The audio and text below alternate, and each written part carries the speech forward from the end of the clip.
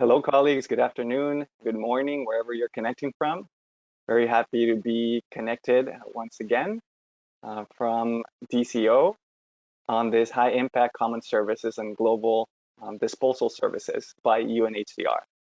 I will give a brief introduction of the BOS's or the business operation strategies high impact common services, and then I'll hand it over to Israel Carrizales, who is the head of the management of disposal services and fleet management from UNHCR.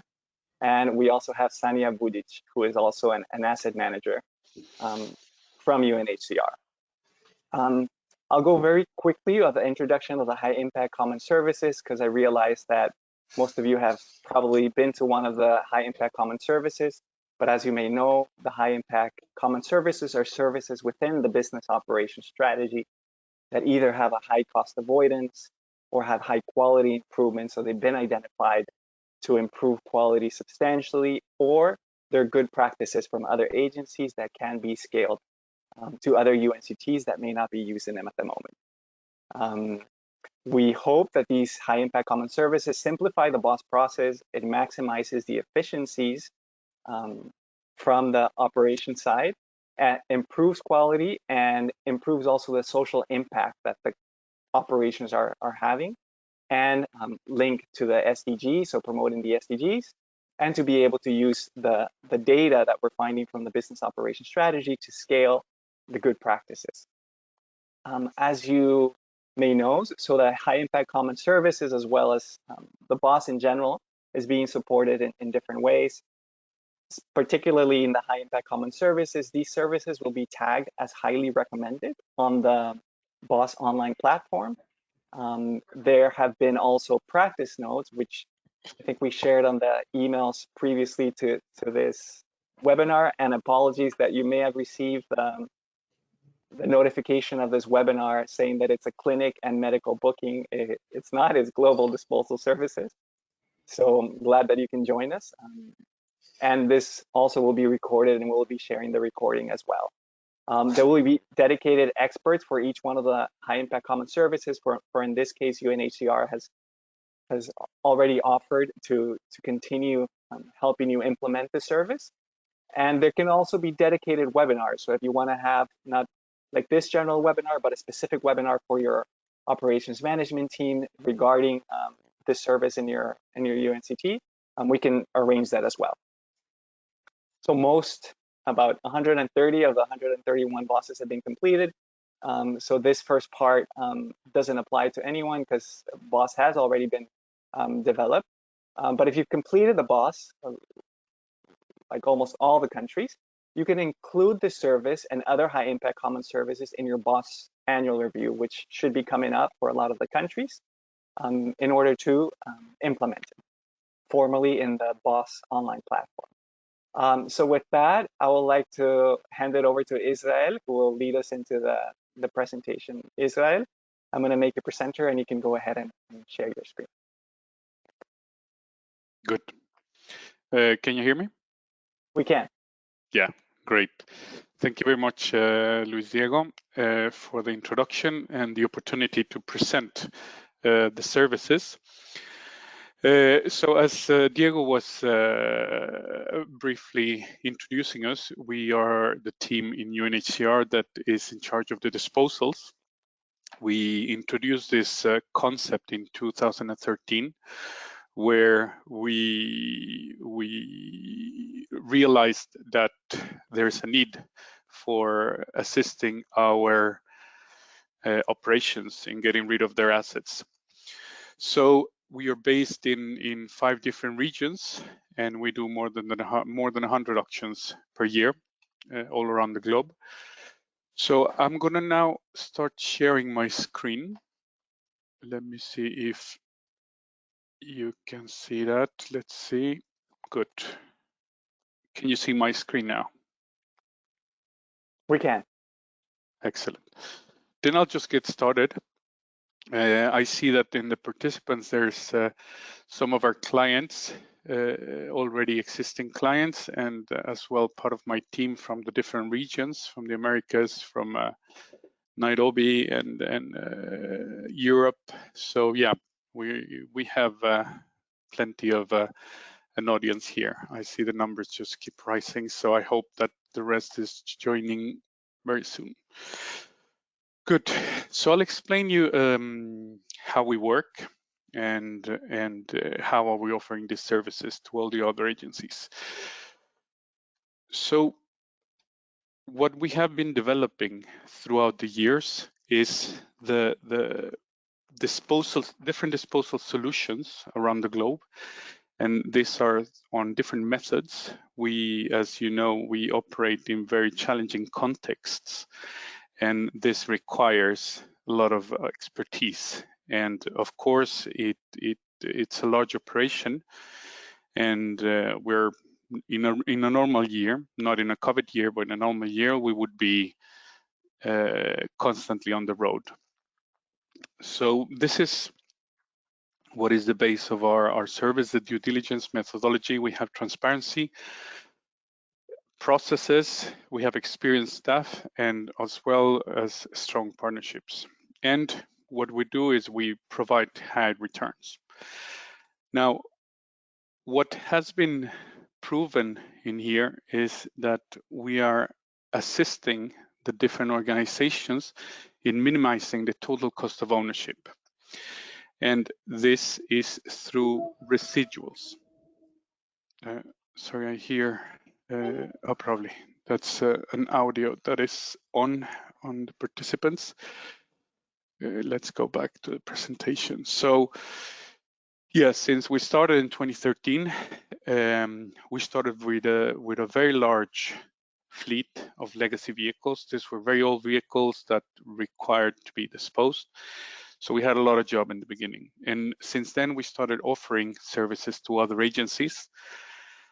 And based on those results, we have come up with a solution for recovering the cost of the assets. Part of this is something that is very significant for our donors, because they see that we're using their money wisely, and that we are providing all of the assets back again to the organization in the form of new funds. It's a revenue that the organizations can reuse, and this has been very well received by not only by management but also by our donors. Now let's go a little bit into the process. So how do we maximize the disposal values? This is the ground, this is the foundation of everything. It's the people and the process. So what we do, we constantly refine the disposal methods that we have. We have this all very well documented, and it's something that we do not only for transparency, but also for audit purposes. We need to have everything recorded and stored for future consultation. This, we have had a couple of cases where some vehicles were outdated, and we find information in our documentation of the auctions. So we also have standardized forms, and this is what we use inside our organization, but also towards our clients. These are mainly UN agencies. We also have other humanitarian organizations that have joined us, and they have been very pleased with the whole process. And of course, I'm sure you're familiar with the Gantt process. We have the RATSI matrix with the responsible, accountable, consulted, and informed. We have a timeline. We have the processes, those that can run in parallel, those that can run, that have to be sequential. And what we have just implemented is a shared calendar for our auctions. Previously, and maybe some of you have already received an email that we sent to different organizations where we share the disposal calendar. So this is basically what we have planned to do in the coming months, or in the for the year, basically. And we also have the different methods. We have the seal bid, we have the online, we have public auctions. Most of our disposals are through public auctions. So what we're introducing now is that we're moving from the email distribution back, and this is going to be using our auction calendar. So basically the auction calendar will show you, you will have a unique user per organization, and it will show you what are the upcoming auctions. You will be able to sign up for a specific event or events. And that means that once you register your expression of interest to participate in this specific disposal event, you would also need to submit the assets that you plan to dispose through our auctions. And this is the moment where we confirm the participation of the different agencies. Now, and this is something will come up a little bit later, but I'm sure that some of you are already thinking of this. We have two modalities that we use in here for joining an auction.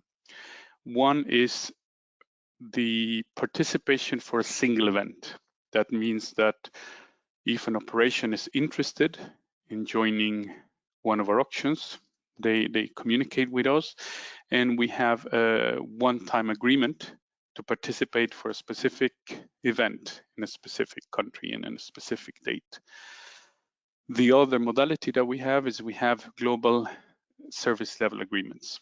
We have this with several agencies in the UN, and this allows them to have this agreement for all their operations, and is normally centralized and coordinated by a headquarters group. So they will review this list. They will distribute it internally between their different country offices. And whenever there's an interest, they come back to us and tell us that they would participate. So the advantage of the global SLA is, of course, that it's already an agreement between the two agencies, and we don't need to go back into the different terms and conditions. But we have a global set of terms and conditions, and they all participate under the same terms, basically. So now, what we have is our team is distributed in 5 different regions where we have physical presence and where we manage most of the auctions in that region. Now, we do have auctions in Asia, and because of the volumes, we don't have an asset there, but we do deploy the team. Whenever that's required, we deploy the team to a different location. We just had an auction, for example, in Haiti, where UNHCR closed their offices for more than 3 years ago, but we did deploy one of our team members to have an auction for a sister agency.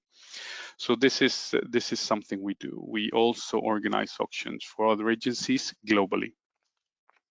Of course, the decision in making this is based on the number of assets and the availability of the team.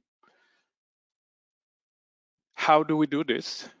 We have more than 45 contracts for auctioneering services that cover more than 70 countries.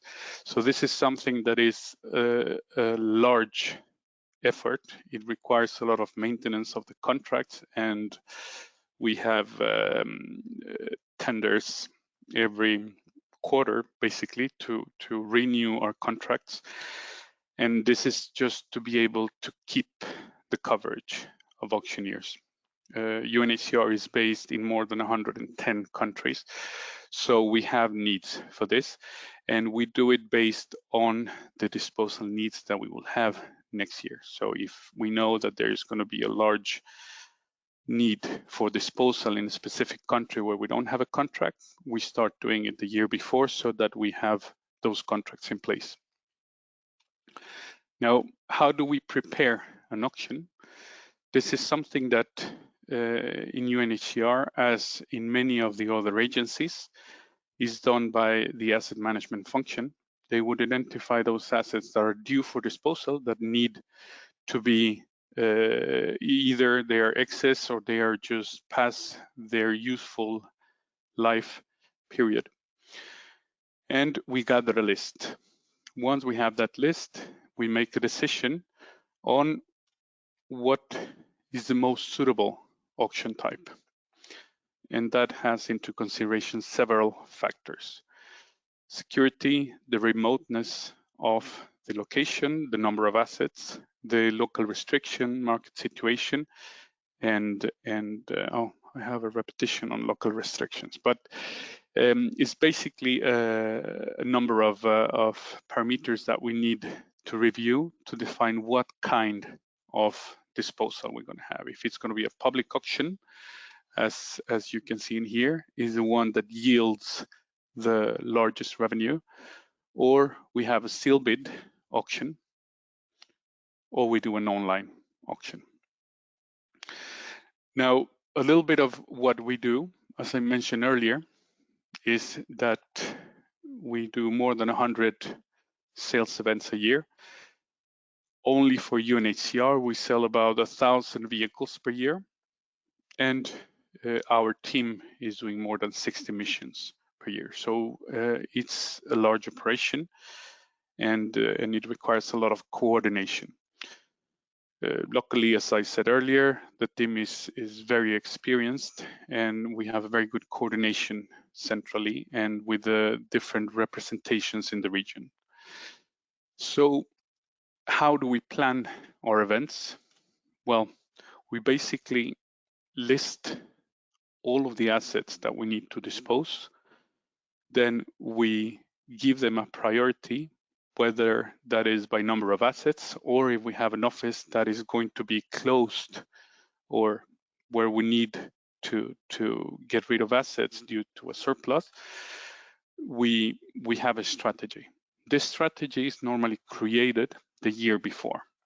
And that means that once we have the identified assets and the geographical location of this, we create a plan. And the plan will let us know what is our prioritization. And what we have also with our client agencies is that we ask from them a disposal plan. And the disposal plan, we normally receive it by Q4 every year. And this is also added to the number of assets that will determine our disposal strategy. So once we have those numbers, we create a list of disposals and locations. Some of those locations where we have a large population of assets, we'll have 2, 3, sometimes 4 events per year. So that all depends on the assets for disposal that we have identified for UNHCR and for our client agencies whenever they provide us with this information. So what do we do to arrange a disposal? We first, and that's the basic and the most essential part, we need to have the documentation. Many of the assets that we sell, especially the assets with high value, they need to have a transfer of ownership or paying taxes locally by the buyers. If it's a private person, they need to change ownership and they need to pay assets. So if we don't have the proper documentation, we cannot include those assets in the sale. Once we have the volume of assets that we need to dispose, we decide on the auction site. We start doing the transportation of those assets into the auction site. We start with advertisement, and we also fix security. This is not only the security for the yard during the period that the assets are stored in the yard, but it's also during the disposal event. And this is basically crowd management. We need to ensure that the people that is on site during the viewing period and during the auction itself, that they have security. So for this, we also restrict the access on the day of the event to only registered buyers. We don't allow for a public or an audience that has nothing to do with the event. And we have, in most cases now, COVID has changed the game rules right now, but normally we would have someone coming to the auction event. This is the normal way of doing it. So what we do on site, probably some of you have been part of this event or have seen one of our auctions in your operations. We gather the vehicles, we do a catalog, we have all the description, the paperwork. Whenever there's applicable taxes to be paid by the buyers, we provide them as well, so that whoever is planning to buy one of the vehicles or the assets, they have the knowledge of what they're buying and what would they need to pay afterwards. Now, something that those of you that have participated in an auction is that the principle of selling during an auction is that you buy the asset as is, where is. That means that there is no return policy. You buy what you have in front of you. You can do a technical inspection during the viewing period. And this technical inspection is, of course, coordinated with the auction supervisor. So that will ensure that whoever is buying an asset from us has the complete knowledge of what they're buying. And this is why we don't have the return policy. So the principle is as is, where is. Now, some of the activities that will happen during the live auction event is the site logistics, asset management, the registration and screening of participants, collection and reimbursement of participation fees, crowd control. We record the awarded bids. Some of the countries will require either a bailiff or an appointee by the local government to testify this. So this varies country per country, and we have that information before organizing an auction. We also handle the issuance of bill of sales and the release of the assets once they are fully paid and the applicable duties and taxes have been paid. Now, I'm going to show you a video in here of one of our live auctions.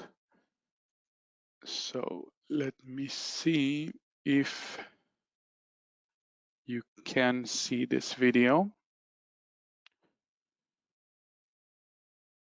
Yes, we can. All right, then I'll put it on. It's 1 minute for the video.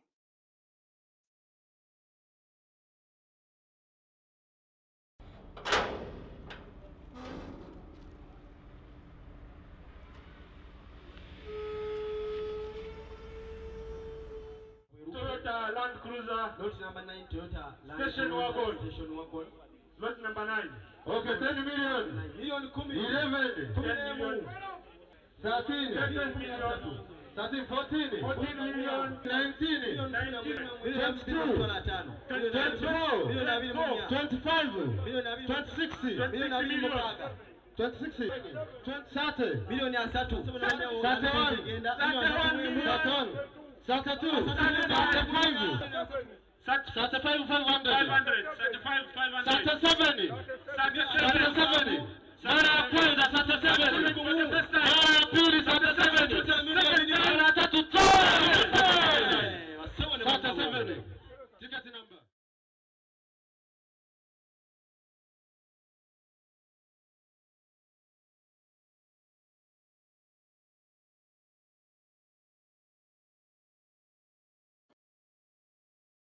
Right.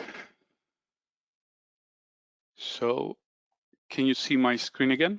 We can. Excellent. Thank you. Now, what would be sold during these auctions? It's something that, at least for our operation in UNHCR, it was a surprise for them to see what they can recover a cost from. And I will just show you a couple of examples of what we have auctioned and what is that this would mean in terms of revenue back to the organization, to the operation, when you have things laying around on your yard. We know that it's not only to clear your yard and to clean your list of assets for the inventory verification that we all need to do based on UN regulations, but it's also the revenue that you can get back from this. Now, this is something that we have sold, and whenever you get to a place, you see something in this shape, you wouldn't imagine that you can get something back from it. But we have proven record that there is a market for every asset that we sell. And this is a pretty good example of a vehicle that would be a total loss and that we would be having laying around in one of our yards, taking space and basically just staying on the way where you normally could get something back from your old assets. So we have this experience, and this is something that is one of the reasons why other agencies decide to come with us and to bring their assets to get a revenue back and to clean, as I said, clean their storage, clean their asset registry, and get some revenue in the process. Now, what we do to close the process is basically what I mentioned in the very beginning. Everything is documented. Everything is following a process, and we have the staff and we have the processes. This is something that for us is the core value of being able to provide the services, the people and the processes. So now, how do we do this? And this is something that was not clearly mentioned in the practice note. We normally have two different financial charging models. We have one that is prorated charging. That means that we have a fixed cost for one auction and we split that cost between the number of lots. And then we have another charging model that is 8% of the gross sales in your assets.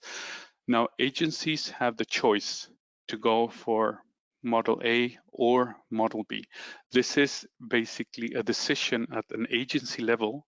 We don't do this for one auction or for one country. We do this at the agency level.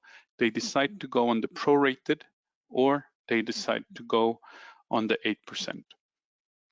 And these are the talks that we normally have HQ to HQ whenever establishing a global SLA, and they decide what is the method that they want to go to. Now we have some of our clients that have participated in our auctions. As you can see, we have done auctions all around the world with all different agencies. And I think one of the main performance indicators that we have is that they always return. They know that this is a professional service that they receive and that they get a revenue. Now, one of the things that is core and something that has been very evaluated by other agencies is that they avoid exposing their local staff to organizing auctions. Why is this? Is because normally the staff that is locally based, if they are organizing an auction and they are being exposed to different buyers, they can also be exposed to extortion or to pressure from local leaders or people with a certain power that can put some pressure on them to either give them a preferential price or a preferential treatment. And one of the things that we've heard repeatedly is that the advantage of having someone coming from outside that location, performing a disposal event, and then leaving, it takes off all the burden from the local staff to be exposed to this kind of pressure. Now, we know, and this is something that we have been struggling with, that during the last year and what has been ongoing in 2021, we have struggled with the disposals. And this is because of the COVID situation. Many countries have restrictions, whether that is on traveling in to the country or traveling into the country and having a mandatory quarantine, or even if you pass this two, let's say these two obstacles, there are restrictions in public gatherings. So these are new times, new challenges. We're trying to do the best we can. And last year, as I said, was difficult. This year, we still have some of the aftermath of COVID, but we are still recovering, and disposals are increasing now that operations are in dire need to dispose of their assets. So things are starting to pick up again, and this is also a very good timing to approach this audience, and with big thanks to Luis Diego, Samir, and the team in New York to allowing us to present this these services. So now we are in very good time. Now I think what we can do is we can go over to questions and answers if there are any from the audience. There are. Thank you, Israel. There are a couple of questions, colleagues, and also at this time, you may raise your hand, and you can also ask questions directly if you prefer that. So while you do that, I think there was one hand raised since the beginning, but I don't know if that was just a typo or mistake. But we do have Andrew Sentumbwe. Andrew, I'm gonna allow you to ask a question, hand over the floor to you. Go ahead. Can you hear us? Can you hear me? Very faintly. If you can speak up a little. Okay, thank you very much for this presentation. Very informative and useful. I would like to get some clarification on the bit of the costing. You talked about two costing models, and I wanted to get some clarification because I come from Accra, Ghana, but our previous experiences seemed like the costing bit was a little high. There was that percentage payable to UNHCR. There was a percentage payable to the service provider who was doing the disposal. We had to incur the cost of moving the items from our offices to the warehouses. So when you sum up the costs, they seem to be high. And I would like to exactly understand the bit of the costing a little more. Yeah. Thank you for the question. Yeah, as I said, we have two models. One model is based on a fixed cost of $26,000, and that is split by the number of lots that participate in that auction. And as you say, that is separated from the commission that is paid to the auctioneer. And this is because in many of the countries we operate, by law, it is mandatory to have an auctioneer in between. UNHCR itself cannot perform the obligations and the responsibilities of the auctioneer. So we need to go through an auctioneer. In some countries where there is a commission, it will go on top of this fee. Some countries where the auctioneer is charging a commission to the buyer of the assets, it is zero for the seller. But yes, whenever you participate in the auction, whether that is the 26,000 prorated per lot or the 8% on the gross, the costs that we would cover the cost of the organization of the event. That means the yard, the advertisement, the security, everything that is related to the organization of the event, we would cover that and it would be included in the commission.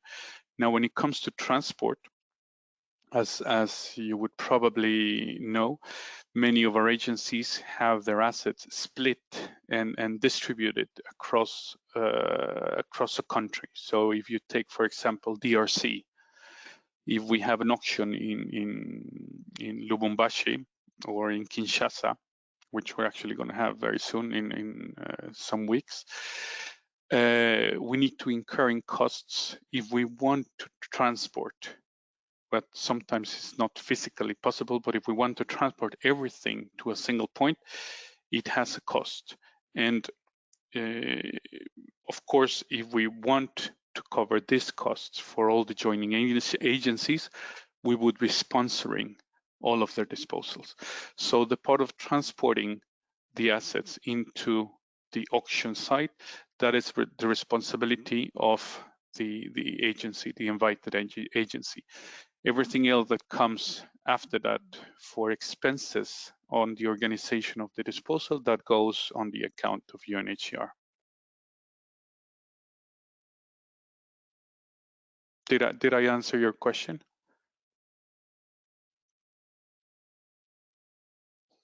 You did. Yes, you did. Good. So it's upon, I take it that it's upon the participating agency to kind of evaluate the costing in terms of the transportation and the other costs that you have talked about, and weigh the cost benefit, make a cost benefit analysis. Correct. Whenever we have a transportation that we need to organize for our own assets, and there is a chance to share that cost, we would of course share it. It's not that we won't let other agencies put their assets into our trucks if they are still coming to the auction site. So whenever there is a chance to share those costs, we would be interested, of course, and it's in the benefit of all of us to share those costs. But right now, and as I said before, the different charging models are decided by agency.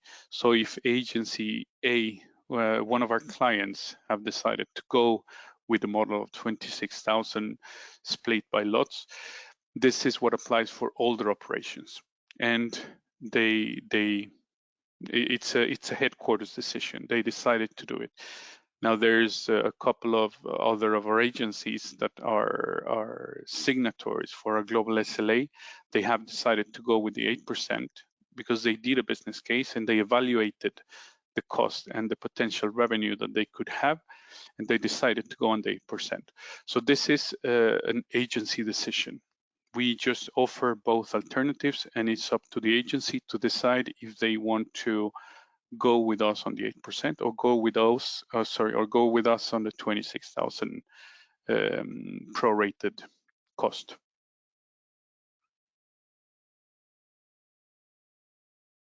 Thank you, Israel, for that. And I can also invite all the colleagues to reach out to you personally if they have other questions after the webinar, if that's okay. And Correct. we'll be sharing the email. It's on the practice note that we shared. It's going to be on the slides and on the follow-up email that we'll be sending. Yeah. I think, sorry to interrupt you, Diego. I think the practice note also includes the email of Sania Bujic, which is in our team. She's coordinating the interagency activities. So both of us, the emails are in the practice note, and you can contact us with further questions. Great. And Sanya is also trying to get to all of your written questions as much as she can.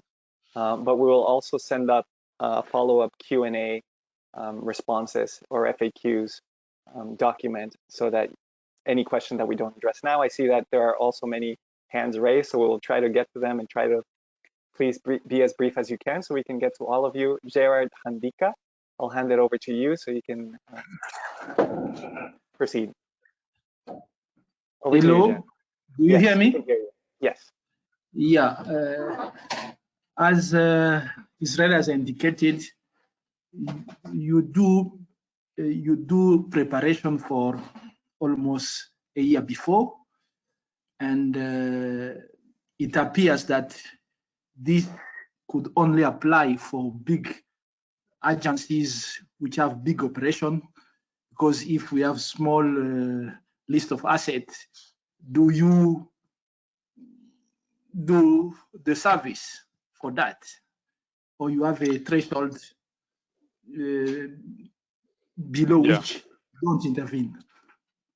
Yeah, thank you, Gerard. This is a good question, and we have actually received requests from our agencies, our client agencies, where we get requests to organize individual auctions, what we call a standalone auction. And this is an auction that we organize exclusively for one agency. And of course, there's a business case behind. We need to see if, first of all, the financial piece, we need to see if it's worth to organize a single event for the number of assets listed. And if there is a financial case for that, we would consider it. And the second part is that we also need to consider the resources that we have. We are a large team, but we do have as well limited resources. So whenever we have competing, if you call it like that, competing priorities, we need to also evaluate where do we want to have one of our resources focused. So yes, there is a decision process behind, and that's the first, the financial feasibility, and second is the availability of resources. Maybe can I ask whether there is a threshold in terms of amount of value of the asset to be sold, kind of? It all depends where and how many. So if we're talking about I don't know, Panama or Dakar or Amman, where we have people on the ground that are based there, then of course that can be significantly lower, that threshold. But if we're talking about I don't know, Malawi or Buenos Aires in Argentina, where the effort will be considerably higher, then it changes the threshold. So we don't have a set threshold other than the cost recovery for the organization of the auction. Thank you, Israel. Thank you, Gerard. I'll hand it over to Jenner Buck. Jenner, please go ahead. Yep, hi. Thanks for the presentation. I was also asking, following up from the question my colleague asked earlier about small items. In our organizations, we are under increased pressure. Jenner, we hear you a little bit distorted. I don't know if it's the microphone. If there's any way we can. Perfect. Can you hear me better now? Yes, okay, sorry. Thank you. Yep. So I was saying, is there a way that you can offer disposal options for recyclable items, for example, laptops, toners, that kind of stuff? Because in some of the areas that we work, we don't have options for recyclable items, and we have been asked to look at options for disposing of these recyclable items. Yeah, I mean, we do also recyclable items, So first of all, and this is, I'm glad that you're touching in this point. We do recyclable items. So as you were saying, computers, we do office equipment as well. There are certain restrictions in the number of, or let's say the type of items that we can dispose of, and this is basically, we don't dispose of hazmat. Everything that is categorized as hazardous material, we don't include them in our auctions. We don't include anything that can be categorized as military equipment. So, for example, we have had the case where ballistic blankets are submitted for disposal, but because of the potential reputational damage that this can carry, and of course the misuse that this can have, we don't include them in our auctions. And another thing that can also be a restriction is the local regulations. If there are regulations for disposing of batteries or recyclable items such as oil, we first need to respect that. So if there is a channel established by the government to do the recycling of these materials, we would strongly encourage our even our own operation to use these channels before going into one of our disposals. Thank you, Okay, Israel. thank you. Thank you, Janet. I'll hand it over to Hicham Naro. I hope I'm pronouncing your name correctly. Apologies if not. Hicham? Hi. Hicham? Can you hear me? Yes, we can. Yes. Thank you very much for the presentation, and kudos to UNHCR for finding ways to help the organization get rid of the assets that they would need to. One of the things this is a specific question, but it's very, I'm assuming that a number of countries in might be also facing the same issues. Is that I'm stationed in Egypt, Cairo, and obviously, you know, from the disposal strategy that you have, there's not a lot of requests there. But at the same time, I know that there's a lot of diplomatic. I mean, all the cars that are being procured are actually procured based on a diplomatic process, which reduces basically that we don't pay taxes on it and so on. But now, I mean, how do you manage that portion of it? That's one. The second is also because you cannot auction registered diplomatic cars to regular citizens. You have to first basically take the diplomatic aspect of it from the car, and then you could actually sell it to the rest of the public. So I don't know if there is you have faced situations like this before, and also I remember that we were looking at options to send. I mean, we don't have many cars, but it was one car, and while we were told that, you know, you were preparing something in Dubai and we should ship it to Dubai, and I thought that was going to be more cost than we can get from that asset, for example. Yeah. Thank you. Yeah, thank you for the question. This is also a very good question, and in many countries we have different kind of restrictions, and this is a little bit on what I was showing earlier, and I think the local restriction has now a value of being listed twice. You mentioned a good example of Egypt. Then we have several countries in Northern Africa. We have some countries in the Americas as well, where vehicles, whether they are 5-year-old, they have passed the 5-year-old mark, or they have been registered as diplomatic vehicles, such as the case in Egypt, you cannot sell them to the regular public, and that means that specifically for Egypt, you have a very restricted market, which is only diplomatic bodies. And from our experience, we know that going out to this very limited market will be a very low return on this. So despite what you mentioned, the shipping and the cost of transport, we know that shipping abroad for auction is still a recommended method, and this we do. And Egypt is one of the cases. We have other countries where either there is an embargo or there is a restriction on the currency that we can use, or that we basically cannot get funds in or out of the country. So there is a large list of local restrictions that will determine the way that we can dispose of our assets locally.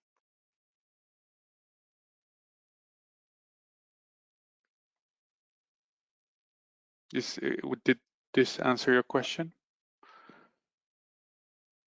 Yes, thank you. Thank you. So basically, this would be left to the agency to decide exactly how to dispose and not use your good services. Correct. Correct. Yeah. So as we all know, there are different agencies and they all have different MOUs. That's the memorandum of understanding.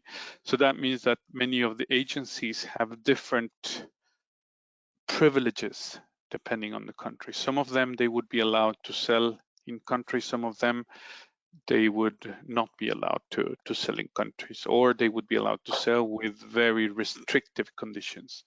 So yes, it's as well a business case that needs to be done by every agency. Thank you. Thank you very much. Thanks. Yeah. If it's okay, I know we're almost out of time, Israel, but we do still have about 7 or 8 questions. I wanted to open the floor to all of them first, and maybe if there is some overlap with them, you can address them all together. And if it's okay, if we go a few minutes, I just want to make the most of that time. Sure. And again, the questions that you've written, go ahead and write them, even though we might not get to them. We'll send a follow-up document. I have also shared a link to a feedback form. Let us know what you thought about this webinar. It really helps us to know how we're doing and how to improve them. So with that, I'll hand over to Tariq. Tariq, please go ahead with your question, as brief as you can, please. Thank you very much, sir, and thank you, Israel, for this excellent presentation. I've been following the great achievements of UNHCR asset unit, and it has been really extremely nice, and I was happy to learn about it. Thank you. We work in a region where we work in very high security context and high security countries. And one of the most expensive assets are the armored vehicles. And as per security policies, disposing armored vehicles would be not allowed in some cases. So is UNHCR thinking of a solution maybe of dismantling the armoring and converting the vehicles into soft skins and selling them and generate revenue from them? And what do you do with your armored vehicles in your high security country offices? Over. Great, thank you, Tariq. Thank you. Israel, if it's okay Yep. to move through all of them, just Sure. in the interest of time. Leila, over to you.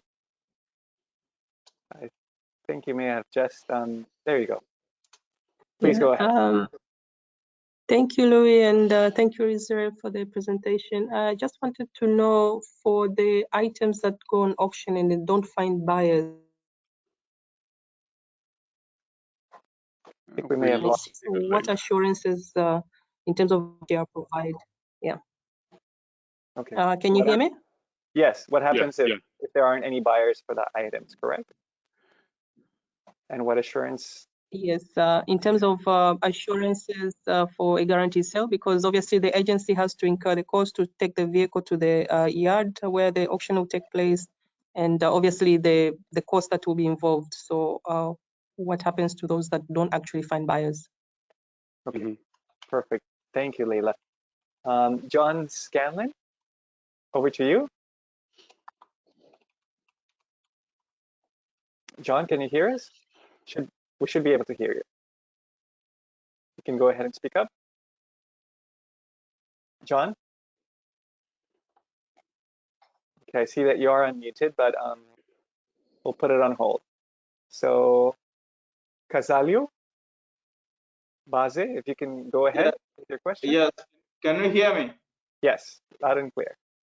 Yes, I just want to raise an issue regarding security in the auction place, whereby it's already arrived that we conducted the auction, and at the end of the day, after receiving the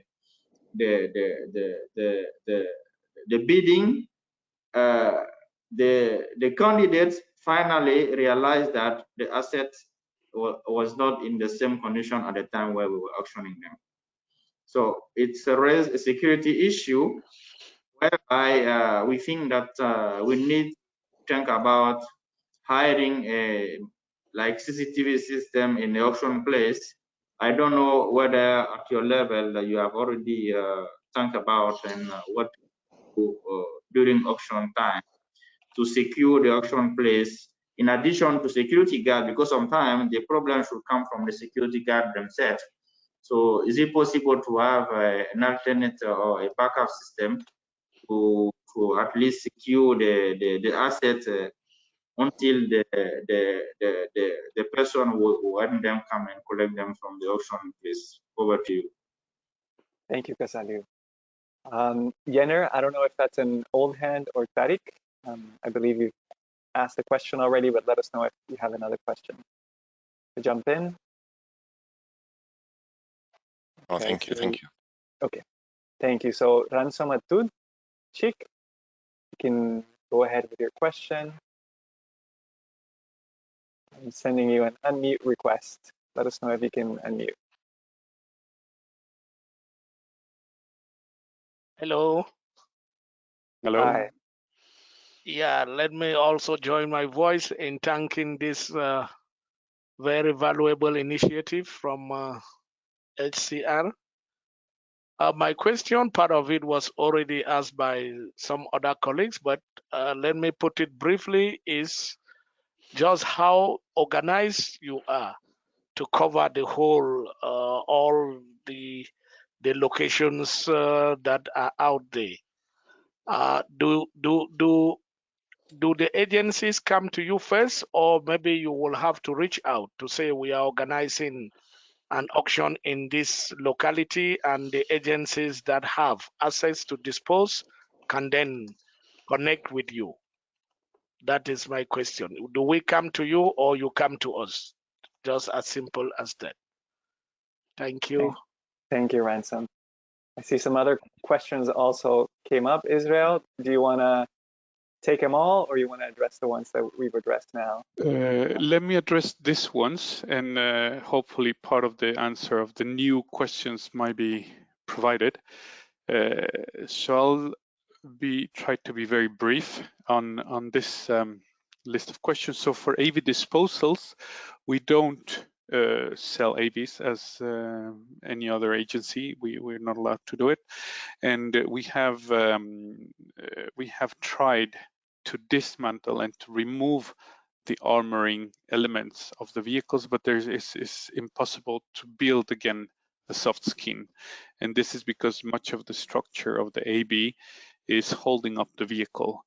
So after you remove everything, it's not a usable or a safe, a road-worthy vehicle. So we normally destroy the vehicles. We have contracts as well in different locations where we use to destroy these vehicles. And so yeah, we have different methods for AV disposal. Unfortunately, this we don't offer to other agencies. You can contact us, and we'll gladly give you some advice, but this is not something we do for other agencies. Now, for the non-sold items, we basically cannot provide any assurance that there will be a client for it. We do everything in our hands in terms of advertisement, organizing the viewing, and of course trying to get this asset sold, but there's no assurance that this can be done. So this is unfortunately the way it goes with anything that we're trying.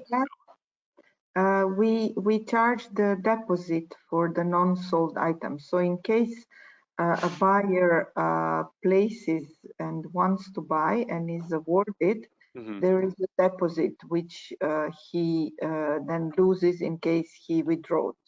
Yeah. In case there is totally no interest, then yes, there is no guarantee. So these are two different things. One is if there is no buyer at all, we cannot assure that. And the other thing is that if there was a buyer and the buyer backs down with their offer, then we retain the participation fee, and that goes to the agency. So it's of course, two different things. Now, for the security of assets, we do have security in the yards, and we try to go the extra mile in there, and we have also CCTV whenever there's available. So that means we have a camera, we have a video recording from the yard, and this has come quite useful to have. And of course, this requires UNDSS approval many times because of the sensitivity of the location. But we have this alternative to address the issue of what you mentioned on the security of the assets during the disposal. And regarding the information distribution to agencies, we have today a list of 13, 14 different organizations where we distribute our calendar centrally, and they then distribute this information to all their operations.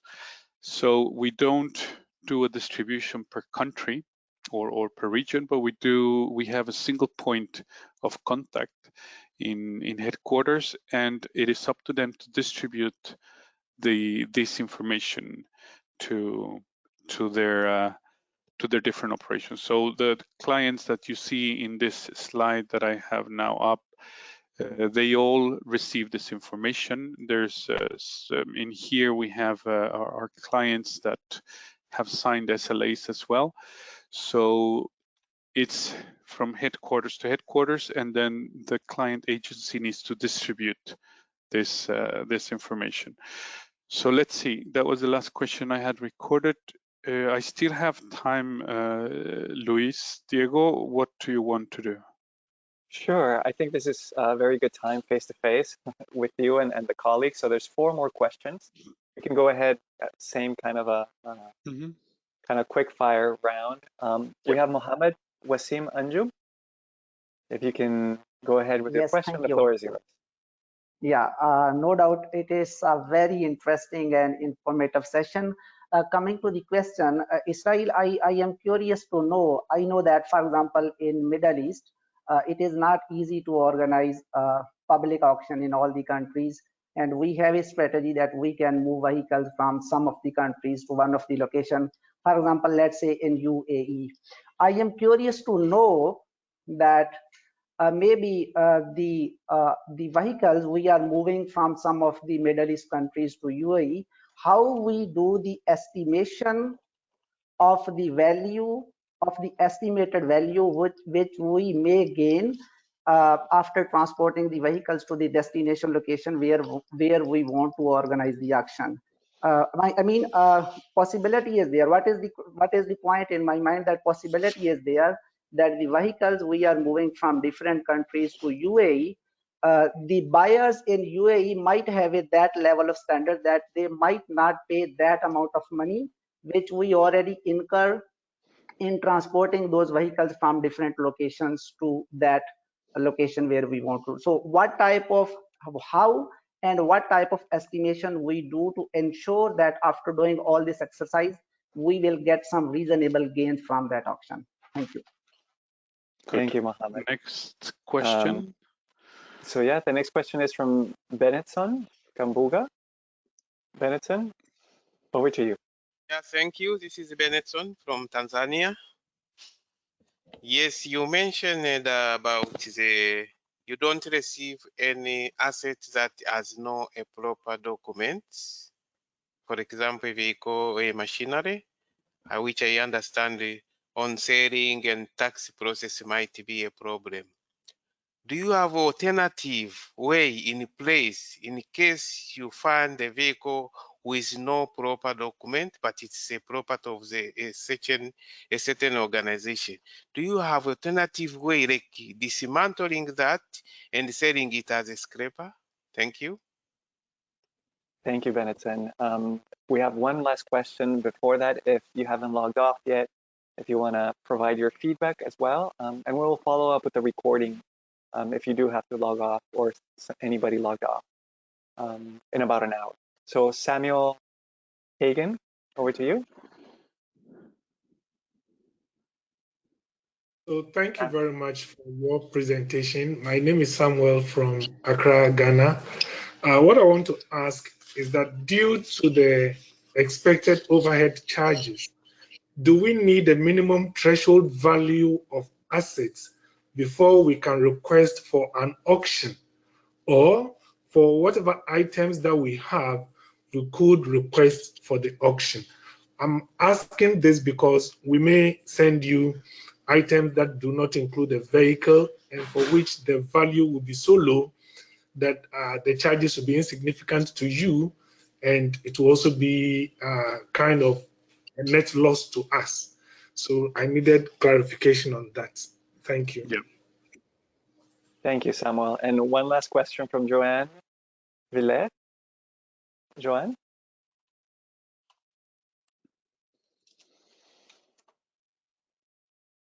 Actually, we have a couple more.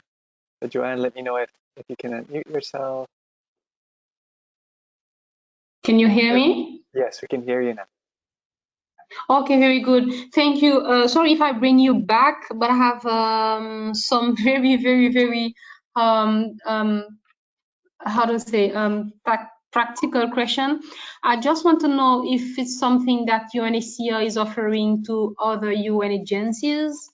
If yes, should I contact the UNHCR in, for example, I'm from UNICEF Chad. Should I contact UNHCR in Chad, in Jamina, or to have like, you know, more information and how it's really, can we, like, you know, having something together? And other question about, because we are struggling with disposal of assets. Definitely, it's one of the weakness of the agency. And if there's any MOU signed between agencies for this kind of service, really some, how to say, in French we say des questions terre à terre. So really practical question for you. Thank you, guys. Thank you, Joanne. On a bien compris. Merci. And one last question, and I think we'll close it after this. Gideon, you're the last one. Please go ahead. Can you hear me now? Yes. All right. I'm from New York, UNICEF. I had experience with UNHCR disposal service back 4 or 5 years back when I was working in Afghanistan. I think you might remember we used your service for disposal of vehicles and some office equipment like generators, laptops and computers and so on. We were good in having this service from you, especially for office equipment. But we had very bad experience on vehicle disposal, mainly due to the process. Number one is, you know, in Afghanistan, when we are disposing vehicle, you need to follow the government rules and regulations. And when you are disposing, you have to clear if the vehicle has tax outstanding on it or not, number one. Number two, the title deed transfer is to be made with direct involvement of the selling agency like UNICEF, us in Afghanistan. By that time, I don't know if you have improved that process now. By that time, we did the auction at your site, and we've got the money. I mean, the collection was made by your office, and then we were actually communicating, and we got the transfer and so on. But you never involved in these additional processes in disposal. Disposal doesn't mean, especially for vehicles, selling out. It has a process of tax clearance and the transfer of title deed, which is very, very important. If you don't do that, I mean, disposal of vehicle would be nothing. And is also a problem for you if the process is not handled very well. So now, how do you handle these issues? And I had experience in many of the countries that vehicle disposal is really so bureaucratic, not only between agencies, but with government and the buyers as well. So this was the issue before, and have you got any solution for that now? Thank you. Thank you. Over to you, Israel. Good. Very good questions. I like this question. So let me go then by one. So the business case for shipping abroad, yes, there needs to be an evaluation of the expected outcome that we are hoping for when shipping abroad, and there needs to be a positive outcome. So we cannot be losing money when sending the vehicles abroad. So we do an evaluation of, based on our historical values, as I mentioned earlier, and also connected to the last question, we learn with time. And we have been doing this for many years now, since 2013. And the errors that we have made in the past, such as the example of Afghanistan, I'm not familiar with that, but it doesn't surprise me that in a country like that we have had learning and lessons. This is something we evaluate per country. When do we need to ship out, and if it's going to be feasible to do, and I want to connect this with the next question that we received, or if it's more economically convenient to sell that vehicle as scrap. We're not going to send something that we're not going to get the money back if we can get a positive outcome of it when sending that vehicle abroad. So we have also the alternative to sell it as scrap, and this also applies whenever we have vehicles without documentation. And based on the experience that we have, we're not going to put our client organizations through an ordeal of having to deal with this bureaucracy, because yes, we might be able to sell the vehicle, we might be able to get them a client, but then we're going to leave them with a bureaucratic problem. And this is because we're not the owners of the asset. We cannot go to, in this case, to MOFA or to the government and ask for permission to sell on behalf of other agency. This needs to be done by every agency on the assets that they own. So they need to have a permit from MOFA. They need to have the whole documentation. So yes, if there is no documentation, or if there are some bureaucratic issues in the country, we would warn the client agency. Such as a very good case that we had is that some vehicles that came from Erbil were not, we were not able to register them in the neighboring city, and this is something that again is local restrictions, and we would of course warn the client agency, and this is something that we learn, and this changes with time, not only with time but also with the government. A new government comes in, new regulations and restrictions are put in place. So it is a challenging context, and we do have that learning curve.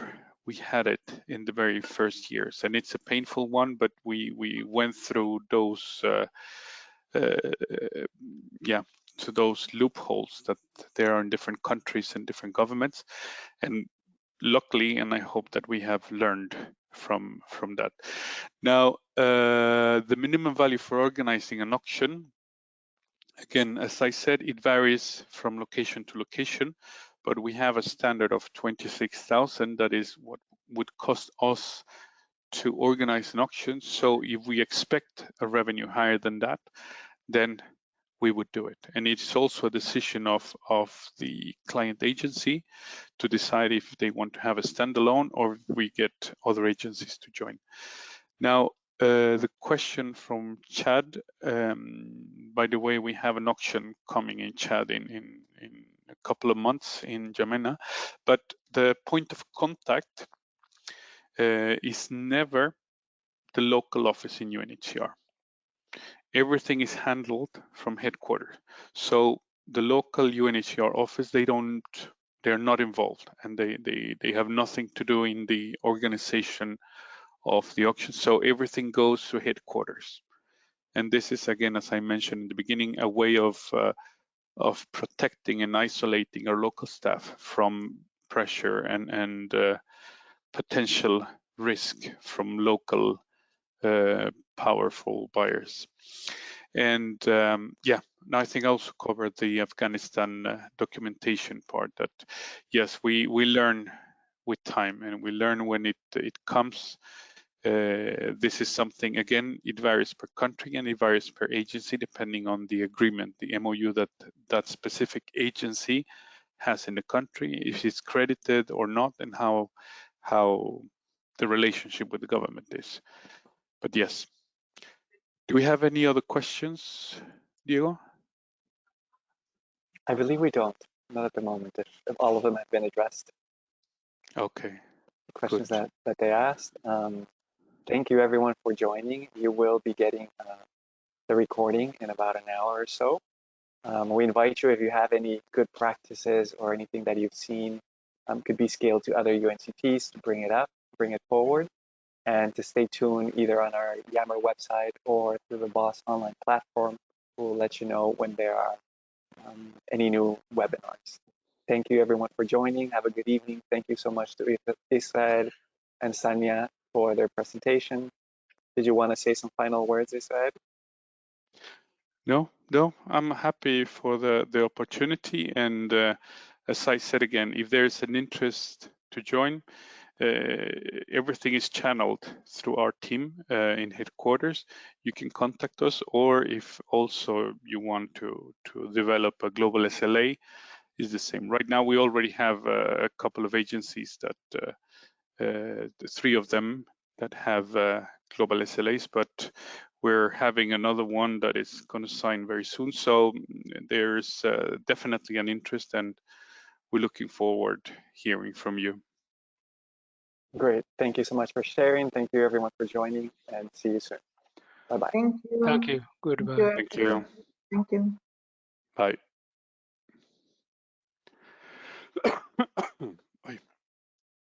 Thank you.